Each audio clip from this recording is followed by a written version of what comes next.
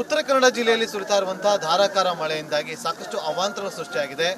ಅಧಿವೇಶನ ನಡೀತಾ ಇದ್ರು ಕೂಡ ಇಲ್ಲಿನ ಸ್ಥಳೀಯ ಶಾಸಕರಾಗಿರುವಂತಹ ಸತೀಶ್ ಜೈಲ್ ಅವರು ತಕ್ಷಣಕ್ಕೆ ಇಲ್ಲಿಗೆ ಬಂದು ಇಲ್ಲಿನ ಜನರಿಗೆ ಸ್ಪಂದಿಸುವಂತ ಕೆಲಸವನ್ನ ಮಾಡ್ತಾ ಇದ್ದಾರೆ. ಅದನ್ನ ನಾವು ಖುದ್ದು ಕಣ್ಣಾರೆ ಕೂಡ ಗಮನಿಸಿದ್ವಿ. ಈಗ ಉಳೂರೆ ಗ್ರಾಮದಲ್ಲಿ ಆಗಿರುವಂತಹ ಸಮಸ್ಯೆಗಳಿಗೆ ಸ್ಪಂದಿಸುವಂತ ಕೆಲಸವನ್ನ ಶಾಸಕರು ಮಾಡಿದ್ದಾರೆ. ಜಿಲ್ಲಾ ಉಸ್ತುವಾರಿ ಸಚಿವರನ್ನು ಕೂಡ ಜೊತೆಯಲ್ಲಿ ಕರ್ಕೊಂಡ್ ಬಂದಿದ್ರು. ಈಗ ಅವ್ರನ್ನ ಮಾತಾಡ್ತಾ ಸರ್, ಈಗ ಅವ್ರಿಗೆ ಯಾವ ರೀತಿಯಾಗಿ ಈಗ ಸೂರಿನ ವ್ಯವಸ್ಥೆಯನ್ನು ಕಲ್ಪಿಸೋದಕ್ಕೆ ಮುಂದಾಗ್ತೀವಿ? ಈಗ ಹಾಸ್ಪಿಟಲ್ನಲ್ಲಿ ಈಗಾಗಲೇ ಸಚಿವರು ಹೇಳಿದ್ದಾರೆ, ಹಾಸ್ಪಿಟಲ್ನಲ್ಲಿ ಅವ್ರಿಗೆ ಬಟ್ಟೆ ಹಿಡಿದು ಊಟದ ವ್ಯವಸ್ಥೆ ಎಲ್ಲದನ್ನು ಅದು ಕ್ಲಿಯರಾಗಿ ಮಾಡ್ತೇವೆ. ಅಲ್ಲಿ ಒಂದೇ ಒಂದು ಸಣ್ಣ ಪ್ರಾಬ್ಲಮ್ ಏನಾಗಿದೆ ಅಂತ, ಈಗ ನಮಗೆ ಡೆಡ್ ಬಾಡಿ ಒಂದು ಸಿಗಲಿಲ್ಲ. ನಾನು ಈಗ ಅದೇ ಸಚಿವರ ಹತ್ರ ಮತ್ತು ಡಿ ಸಿ ಅವ್ರ ಹತ್ರ ಮತ್ತು ಎಸ್ ಪಿ ಹತ್ರ ಹೇಳ್ಕೊಂಡು ನಾಳೆ ಪೋಸ್ಟ್ ಗಾರ್ಡ್ ಹತ್ರ ಅವರು ಹೆಲಿಕಾಪ್ಟರ್ ಕೊಟ್ಟು ತಗೊಂಡು ಇಲ್ಲಿ ನಾವು ಆದಷ್ಟು ಅದನ್ನು ಕಾರ್ಯಾಚರಣೆ ಮಾಡಬೇಕಂತ. ಯಾಕಂತ ಹೇಳಿದ್ರೆ ಇಲ್ಲಿ ಜನರು ಏನು ನಮ್ಮ ಸಿಸ್ಟಮ್ ಏನಂತ ಹೇಳಿದ್ರೆ ಬಾಡಿ ಬರೋ ತನಕ ಪಾಪ ಅವ್ರ ಮನೇಲಿ ಊಟ ಮಾಡೋದಿಲ್ಲ. ಇದು ನಮ್ಮ ಮೊದಲಿನ ಸಂಪ್ರದಾಯ. ಆ ಥರದಲ್ಲಿ ಅವರು ಒಂದು ಕಷ್ಟದಲ್ಲಿದ್ದಾರೆ. ಮತ್ತೆ ಸಣ್ಣ ಮಗುವುದೊಂದು ಬಾಡಿ ಸಿಗಲಿಲ್ಲ ಇನ್ನೂ ತನಕ. ಆದ್ದರಿಂದ ಈಗಾಗಲೇ ನಾವು ಆ ಮಣ್ಣನ್ನು ತೆಗಿಲಿಕ್ಕೂ ಸಹ ಬೆಂಗಳೂರಿಂದ ಮತ್ತು ಇವರು ಸ್ಪೆಷಲಿಸ್ಟ್ ಬಂದಿರ್ಬೋದು ಅಂತ ಕಾಣ್ತದೆ. ಅಲ್ಲಿ ಜಾಗದಲ್ಲಿದ್ದಾರೆ. ಈಗ ಅಲ್ಲಿ ಹೋಗ್ತೇವೆ ಮತ್ತು ಅಲ್ಲಿಂದ ತಕ್ಷಣ ಸಚಿವರಿಗೂ ಇವತ್ತೇ ಹೋಗ್ಬಿಡ್ತಾರೆ. ನಾನು ನಾಳೆ ಹೋದೆ.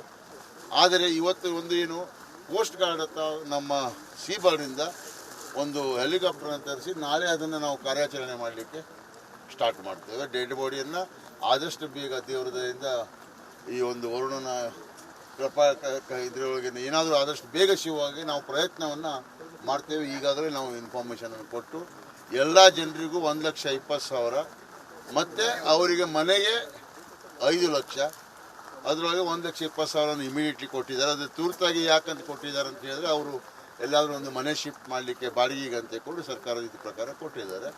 5 ಲಕ್ಷ ಅಂದರೆ ಮತ್ತು 380 ಮತ್ತೆ ಕೊಡ್ತೇವೆ. ಮತ್ತು ಇವತ್ತು ಏನು 3 ಜನ ತೀರ್ಕೊಂಡಿದ್ದಾರೆ ಇಲ್ಲಿ, ಅವರಿಗೂ ನಾವು 5 ಲಕ್ಷದ ಪ್ರಕಾರ ಚೆಕ್ ಕೊಟ್ಟಿದ್ದೇವೆ. ಒಬ್ಬರದ್ದು ಬಾಡಿ ಬಂದಿಲ್ಲ ಅಂತ ಕೊಡಲಿಲ್ಲ. ಕಾರವಾರದಲ್ಲಿ ಸಹ ಒಂದು ಬಾಡಿದು ನಿನ್ನೆ 5 ಲಕ್ಷ ಕೊಟ್ಟಿದ್ದೇವೆ, ಅದು ಇವತ್ತು ಕೊಟ್ಟಿದ್ದೇವೆ. ಮತ್ತು ಈಗ ಇಲ್ಲಿ ಸಹ ಇಲ್ಲಿ ನಮ್ಮ ಅರ್ಗಾದಲ್ಲಿ ಒಂದು ಜನ ತೀರ್ಕೊಂಡಿದ್ದೀವಿ, ಈಡೂರಿನಲ್ಲಿ, ಅಲ್ಲಿ ಸಹ 5 ಲಕ್ಷ ಕೊಟ್ಟಿದ್ದೇವೆ. ಮತ್ತು ಇಂಪಾರ್ಟೆಂಟ್ ಹೇಳಬೇಕಂತ ಹೇಳಿದರೆ, ಇವತ್ತು ನಾವು ಸೀಬಾರ್ಡ್ನಲ್ಲಿ ಎಲ್ಲ ಅಲ್ಲಿಯ ಸ್ಥಳೀಯರನ್ನು ಅವರ ಆಕ್ರೋಶದ ಮೇರೆಗೆ ಅವರಿಗೆ ಒಳಗೆ ಕರ್ಕೊಂಡು ಹೋಗಿ ಅಲ್ಲಿಯ ಸ್ಥಿತಿಗತಿಗಳನ್ನು ನಾವು ಆ ಅಧಿಕಾರಿಗಳಿಗೆ ತಿಳಿಸಿದ್ದೇವೆ.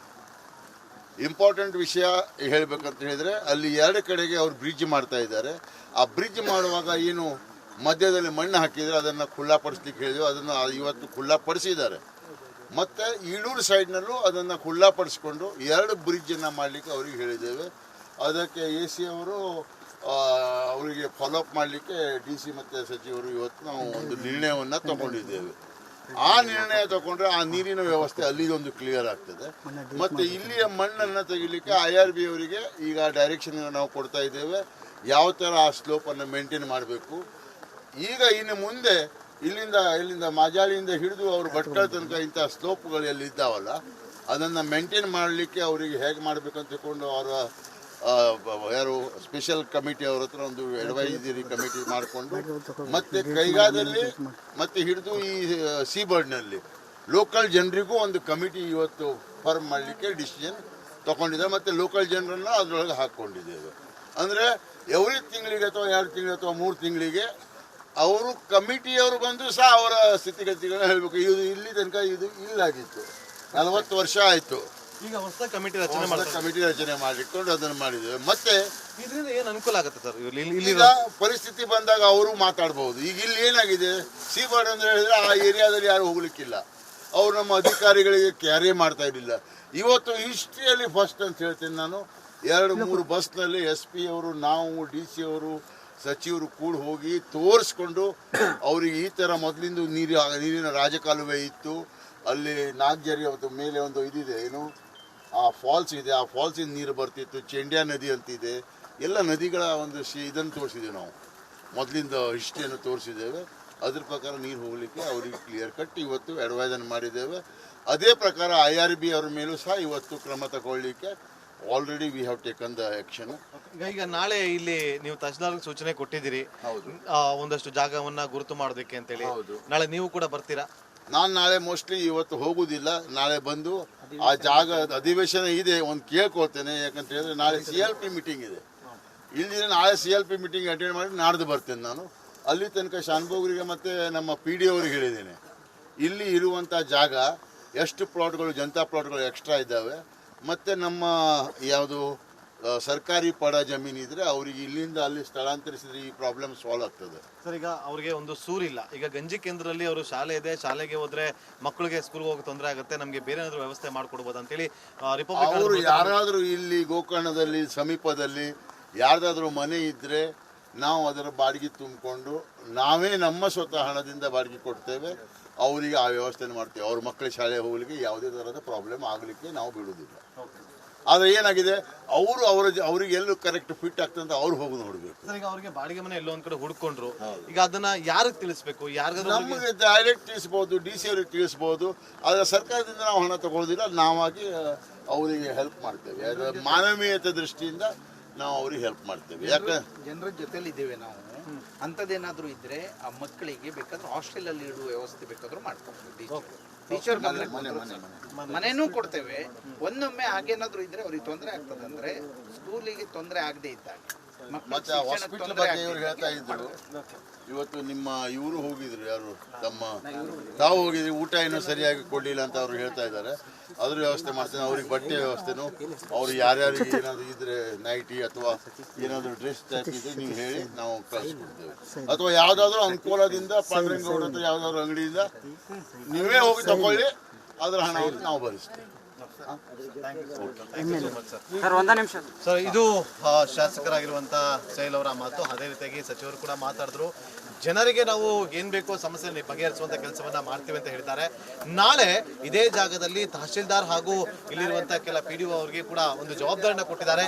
ಇಲ್ಲಿರುವಂತ ಜನರಿಗೆ ಆದಷ್ಟು ಬೇಗ ಸೂರನ್ನ ಕಲ್ಪಿಸಿಕೊಡುವಂತ ಕೆಲಸವನ್ನ ಮಾಡ್ತೀವಿ ಅಂತ ಹೇಳಿ, ಜಾಗವನ್ನು ಗುರುತಿಸುವಂತ ಕೆಲಸವನ್ನ ಮಾಡ್ತೀವಿ ಅಂತ ಹೇಳಿದ್ದಾರೆ. ಅದಾಗುತ್ತಾ ಇಲ್ವಾ ಅಂತ ನಾವು ನಾಳೆ ಕೂಡ ನಾವು ಖುದ್ದು ಇಲ್ಲಿ ಬಂದು ನಾವು ಅದನ್ನ ಪರಿಶೀಲಿಸುವಂತ ಕೆಲಸವನ್ನ ಮಾಡ್ತೀವಿ. ಇದು ಕ್ಯಾಮರಾ ಪರ್ಸನ್ ರಾಕೇಶ್ ಜೊತೆ ನಾಗೇಂದ್ರ ಬಾಬು, ರಿಪಬ್ಲಿಕ್ ಕನ್ನಡ, ಉತ್ತರ ಕನ್ನಡ ಜಿಲ್ಲೆ. ಕ್ಯಾಪ್ಟನ್ ಅರ್ಜುನ್ ಕೊಂದಿದ್ದು ಯಾರು? ಅವ್ರ ನರೇಟಿವ್ ಎಲ್ಲಿ ತಂದಿಟ್ಟಿದ್ದಾರೆ ಅಂತಂದ್ರೆ ಸಂಪತ್ತನ್ನ ಹಂಚಿಬಿಡೋದು ಅಂತ. ಇದು ಸ್ಟುಡಿಯೋ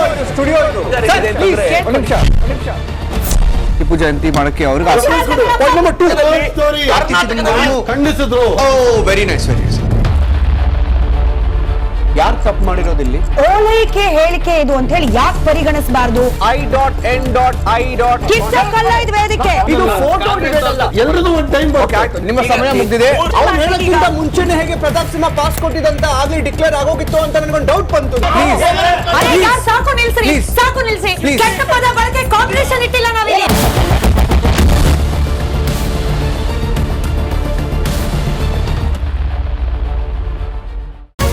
ರಿಪಬ್ಲಿಕ್ ವರ್ಡ್ ಆಪ್ ಇದು ಕೇವಲ ಅಪ್ಲಿಕೇಶನ್ ಅಲ್ಲ, ಸಮಗ್ರ ಸುದ್ದಿಗಳ ಸಂಪರ್ಕ ಮಾರ್ಗಕ್ಕೆ ಕ್ರಾಂತಿಕಾರಿ ಬದಲಾವಣೆ. ರಿಪಬ್ಲಿಕ್ ವರ್ಡ್ ಆಪ್ ಕೇವಲ ಸುದ್ದಿ ಅಪ್ಲಿಕೇಶನ್ ಪರಿಚಯಿಸ್ತಾ ಇಲ್ಲ, ಬದಲಾಗಿ ಡಿಜಿಟಲ್ ಸುದ್ದಿ ಬಳಕೆಯ ಹೊಸ ಯುಗಕ್ಕೆ ನಾಂದಿ ಹಾಡ್ತಾ ಇದೆ. ಇದೊಂದು ಬ್ರೇಕಿಂಗ್ ನ್ಯೂಸ್, ಪ್ರಭಾವಶಾಲಿ ಕಾರ್ಯಕ್ರಮಗಳಿಗೆ ಗಟ್ಟಿಯಾದ ನ್ಯೂಸ್. ಇಲ್ಲಿ ಕೇವಲ ತಾಜಾ ಸುದ್ದಿ, ಅದರ ನೇರ ಪ್ರಸಾರ ಮತ್ತು ಚರ್ಚೆಗಳಿಗೆ ಮಾತ್ರ ಅವಕಾಶ. ರಿಪಬ್ಲಿಕ್ ವರ್ಲ್ಡ್ ಆಪ್ ಡೌನ್ಲೋಡ್ ಮಾಡಿಕೊಳ್ಳಿ.